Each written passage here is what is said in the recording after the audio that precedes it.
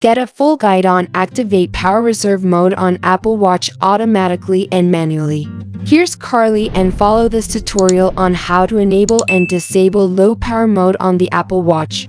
Automatic activation occurs when your watch's battery level drops to 10%. For manual activation, press side button to see the control center, and for older WatchOS, swipe up Finder from bottom to open control center.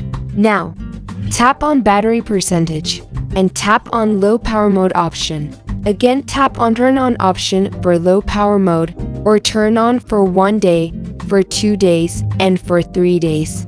Select your choice and turn on low power mode. You will see yellow ring icon on watch face like notification. That's it.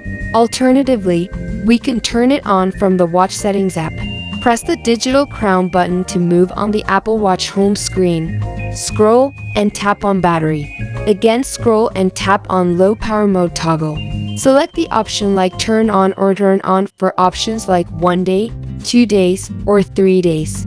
To exit from low power mode, again, press the side button to open the control center. Tap on battery percentage and tap on low power mode. That's it. Now, the battery percentage is turned off. I hope you liked this video. Don't miss to like, share, and subscribe for upcoming videos. Also comment for more help.